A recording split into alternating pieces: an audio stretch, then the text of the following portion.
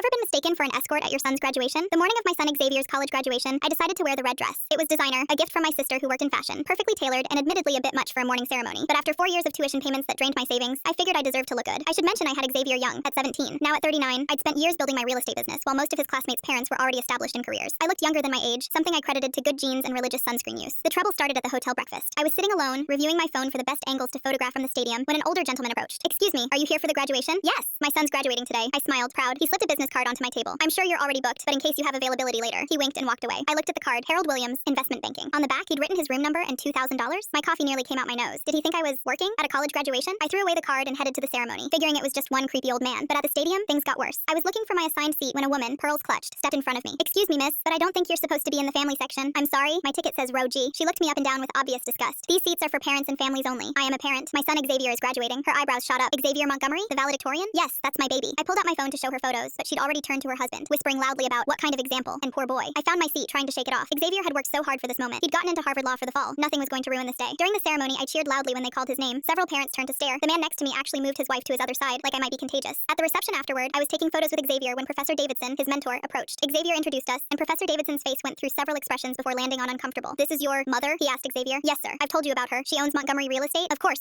But he kept staring at my dress, my heels, my admittedly extra jewelry. "And your father?" "Couldn't make it," Xavier said simply. The truth was more complicated. His father had never been in the picture, but this wasn't the time. Professor Davidson walked away muttering something about modern families. The last straw came at the department luncheon. I was in line for food when the dean's wife approached. "Sweetie, you're very beautiful, but this is a family event. Whoever hired you should have been more discreet. No one hired me. I'm here for my son." She laughed. Actually laughed. "Your son? Honey, you can't be more than 25. I'm 39. My son is Xavier Montgomery." Her face went pale. "The valedictorian? But I met his grandmother this morning." "That would be my mother, Sylvia. She's 57. The math was sinking in. "You were 17? "Yes, and I worked 3 jobs to put myself through night school while raising him. I built a business from nothing. So yes, I'm young. Yes, I like nice clothes. No, I'm not an escort, though apparently that's easier for everyone to believe than a young, successful mother." She stammered an apology, but I was done. I found Xavier, who'd been watching from across the room. "Mom, I'm so sorry. I heard what people were saying." "Baby, are you embarrassed by me?" He hugged me tight. "Never. You're the strongest person I know. Every speech I give, every award I win, I tell them about my mom who had me at 17 and still became a boss. These people don't know our story." At the valedictorian dinner that night, Xavier gave his speech. Right in the middle, he stopped and looked at me. "I want to thank my mother, Giselle Montgomery. She had me when she was 17. People judged her, told her she'd ruined her life. Instead, she built an empire while raising me. She taught me that respect isn't about age or appearance, but about character and determination." "Mom, stand up." I stood, in my red dress and all. The room was silent. "This woman," Xavier continued, "turned down dates with millionaires to help me with homework. She wore the same coat for 5 winters so I could have tutoring. She built a real estate business that now employs 40 people. And yes, she looks amazing doing it. So to anyone who mistook her for anything other than the incredible mother and businesswoman she is, you've shown exactly why education without wisdom means nothing." The room erupted in applause. Harold Williams from breakfast tried to sink into his chair. The dean's wife wouldn't make eye contact. Professor Davidson actually came over to apologize. Later, as we took photos, a young woman approached. "Miss Montgomery, I'm Sarah Chen with the Alumni Magazine. Could we do a feature on you and Xavier? Your story is inspiring." That article ended up on the cover. The headline, "Breaking Stereotypes, the teen mom who built an empire and raised a valedictorian." I framed it right next to Xavier's diploma.